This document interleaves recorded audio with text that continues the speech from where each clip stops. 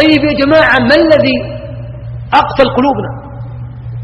ما الذي أقفل قلوبنا عن تدبر القرآن، عن فهم القرآن، عن فقه القرآن؟ ليش يا جماعة؟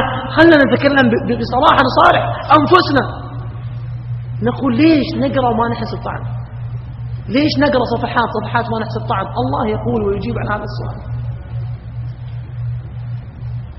ومن يعش عن ذكر الرحمن، يعش عن ذكر الرحمن يسمع وما يطبق. وإذا ما أعان الله عز وجل نسمع ما نطبق، وإذا أعان الله عز وجل يسر الله له. ومن يعش عن ذكر الرحمن، أول خطوات الفشل فقط اسمع ولا تطبق. نقيض له شيطانا، دائما معه، فهو أي شيطان له قرين، خليه يتكلم ويغتاب وينم، خليه يطالع حرام ويسمع حرام. وإنهم ليصدونهم عن السبيل، وين المشكلة؟ ويحسبون، هو يحس مع نفسه أنه ما هو محتاج أنه يبكي وهو ساجد، يقول يا رب ارحمني واغفر لي، ما في شيء.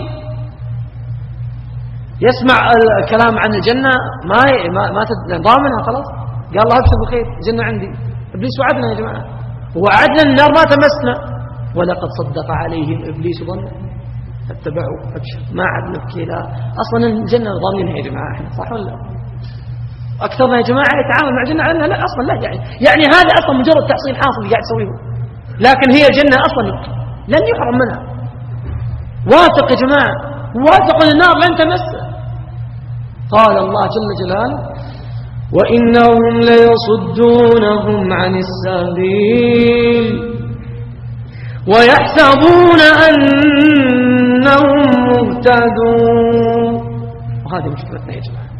ولو سألت نفسي الآن وسألت نفسك حبيبي الغالي، تلقى أكثرنا يظن أن ما عنده مشكلة. عشان كذا يا جماعة صارت صلاتنا ما فيها انكسار ولا ذل الله عز وجل، صارت صلاة الحمد لله، احمد ربكم مصلين، والله ما تفوتني صلاة.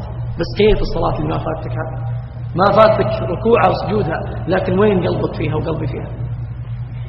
لأجل هذا أحبة الفضلاء، إيش يعني يعش عن ذكر الرحمن؟ ما معنى يعرض؟ ما معنى ومن أعرض عن ذكري فإن له معيشة ضنكا؟ أي إعراض؟ إعراض أنواع، ذكر الله نوع من أنواع الإعراض، ثم ذكر علاقته بالقلب، إيش يسوي في قلبك وماذا يصنع في قلبك. ومن أظلم ممن ذكر بآيات ربه. كلنا يا جماعة ذكرنا، كلنا يا جماعة ذكرنا، ذكر بآيات ربه فأعرض عنها ونسي.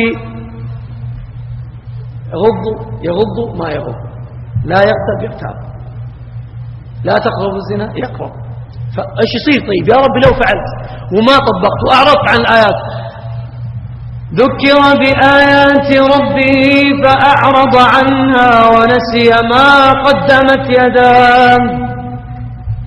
إنا جعلنا، وين أعظم عضو،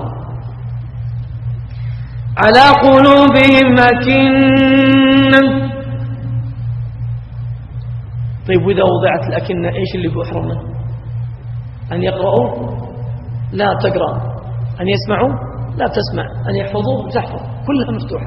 لكن أن يذوب قلبك لا، أن تفقهها ما فيك، تقرأ 20-200 صفحة ما تفهم شيء ولا تحس طعم شيء. قال: إنا جعلنا على قلوبهم أكنة أن يفقهوا.